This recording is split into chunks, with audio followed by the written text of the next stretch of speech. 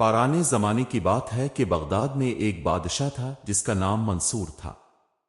اس کے دربار میں بہت سی ہنر مند شخصیات آتی تھیں اور وہ ہمیشہ اپنے رعایا کے بارے میں فکر مند رہتا تھا۔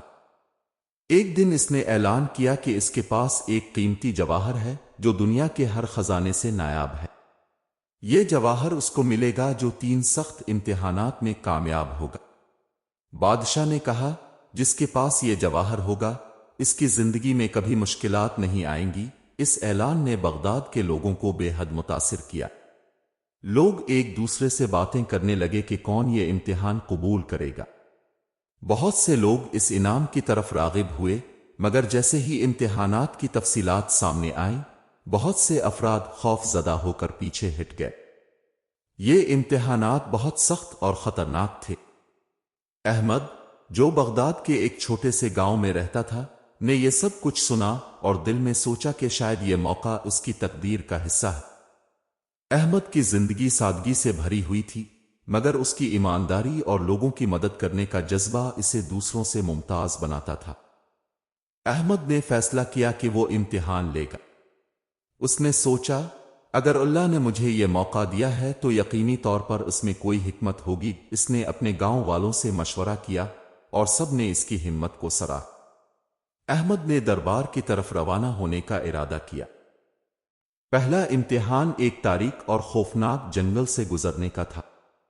بادشاہ نے احمد کو رات کے وقت جنگل میں اکیلا چھوڑ دیا۔ جب احمد جنگل میں داخل ہوا تو اس نے محسوس کیا کہ ہر طرف عجیب و غریب آوازیں آ رہی ہیں، جیسے کوئی خطرناک مخلوق اس کے پیچھے ہے۔ وہ خوف سے کانپ رہا تھا، مگر اس نے اللہ کا نام لے کر اپنے قدم آگے بڑھائے۔ اچانک ایک بڑے سایہ کی شکل میں ایک دیو نظر آیا جو اس کی طرف بڑھ رہا تھا۔ احمد کے دل کی دھڑکن تیز ہو گئی، مگر اس نے ہمت کی اور بولا، اگر تم حق پر ہو تو مجھے نقصان نہ پہنچاؤ۔ جیسے ہی اس نے یہ الفاظ کہے، سایہ غائب ہو گیا۔ یہ احمد کے لیے ایک بڑا سبق تھا کہ خوف صرف ہمارے ذہن کی پیداوار ہوتا ہے۔ اگلے دن احمد کو دوسرے امتحان کا سامنا کرنا تھا۔ یہ امتحان ایک بڑے قلعے میں تھا جہاں ایک خطرناک شیر موجود تھا۔ احمد کو حکم دیا گیا کہ وہ شیر کے ساتھ مل کر امتحان پاس کرے۔ جب احمد قلعے میں داخل ہوا تو شیر کا غصہ اسے گھیر لینے کو تیار تھا، مگر احمد نے اپنے دل میں یہ خیال رکھا کہ شیر بھی اللہ کی مخلوق ہے۔ اس نے شیر کے قریب جا کر اس سے بات کرنے کی کوشش کی اور اس کی آنکھوں میں ہمدردی کے ساتھ دیکھا۔ حیرت انگیز طور پر شیر کا غصہ کم ہو گیا اور وہ احمد کے قریب آ کر بیٹھ گیا۔ اس لمحے احمد نے سیکھا کہ کبھی کبھی محبت اور نرمی کی طاقت ہمیں مشکلات پر قابو پانے میں مدد دیتی ہے۔ تیسرا امتحان سب سے زیادہ مشکل تھا۔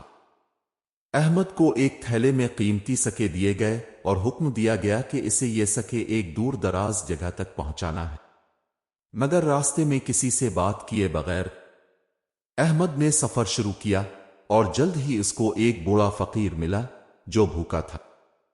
فقیر نے احمد سے مدد کی درخواست کی۔ احمد نے پہلے تو سوچا کہ اسے سکوں کو بچا کر رکھنا چاہیے، مگر پھر اس کے دل میں رحم آیا۔ اس نے چند سکے فقیر کو دے دیے۔ فقیر نے اس کی مہربانی پر دعائیں دیں اور احمد کو سکون کا احساس ہوا۔ راستے میں احمد کو کچھ ڈاکوؤں نے گھیر لیا۔ انہوں نے احمد کو روکا اور اس سے مال و دولت کا مطالبہ کیا۔ احمد نے دل میں ہمت پیدا کرتے ہوئے کہا، یہ مال تم لے سکتے ہو، مگر اصل خزانہ دل کی پاکیزگی ہے جو چوری نہیں ہو سکتا۔ ڈاکو حیران ہوئے اور انہوں نے احمد کی بات کو سن کر اسے چھوڑ دیا۔ یہ احمد کے لیے ایک بڑا سبق تھا کہ سچائی اور ایمانداری کبھی بھی ناکام نہیں ہوتی۔ اس کے بعد احمد کو ایک اور مشکل چیلنج کا سامنا کرنا تھا۔ بادشاہ نے اسے حکم دیا کہ وہ بغیر کسی مدد کے ایک بڑے دریا کو عبور کرے۔ دریا کی لہریں خطرناک تھیں اور پانی کی شدت خوفناک تھی۔ احمد نے اللہ پر بھروسہ کیا اور دریا میں اتر گیا۔ جیسے ہی وہ پانی میں گیا، اس نے محسوس کیا کہ لہریں اس کے راستے کو صاف کر رہی ہیں۔ اس امتحان نے احمد کو یہ سکھایا کہ اگر نیت اور ارادے میں سچائی ہو تو قدرت بھی راہیں ہموار کر دیتی ہے۔ آخر کار احمد امتحانات پاس کر کے بادشاہ کے دربار میں پہنچا۔ بادشاہ نے اس کی ہمت اور سچائی کی تعریف کی اور اسے قیمتی جواہر پیش کیا، مگر احمد نے جواہر لینے سے انکار کر دیا۔ اس نے کہا، بادشاہ سلامت، اصل جواہر وہ سبق ہیں جو میں نے اس سفر میں سیکھے ہیں۔ میرے لیے سب سے بڑا انعام یہی ہے کہ میں نے محبت، نرمی اور سچائی کی طاقت کو سمجھا۔ بادشاہ نے احمد کے الفاظ کو سنا اور اس کی دیانتداری کو سراہا۔ اس نے احمد کو ایک مثال قرار دیا اور بغداد کے لوگ اس کی کہانیوں سے متاثر ہونے لگے۔ احمد کی سادگی اور ایمانداری ہمیشہ لوگوں کے لیے ایک روشنی کی مانند رہی۔ اس نے اپنی زندگی کے تجربات کو دوسروں کے ساتھ شیئر کیا اور اس کی کہانی بغداد کے ہر گلی کوچے میں سنائی جانے لگی۔ احمد کے ان اصولوں نے بغداد کے لوگوں کو یہ سکھایا کہ زندگی میں اصل کامیابی محبت، ہمدردی اور ایمانداری میں ہے۔ اس نے اپنی زندگی کا ہر لمحہ لوگوں کی خدمت میں صرف کیا اور اسی طرح اس کی کہانیوں نے نسل در نسل لوگوں کو متاثر کیا۔ لوگ آج بھی اس کی یاد میں نیکیاں کرتے ہیں اور احمد کی زندگی ہمیشہ لوگوں کے لیے ایک مثال رہی۔ اس کی کہانی یہ بتاتی ہے کہ اصل خزانہ تو دل کی پاکیزگی اور لوگوں کی مدد کرنے میں ہے، جو کبھی بھی چوری نہیں ہو سکتا۔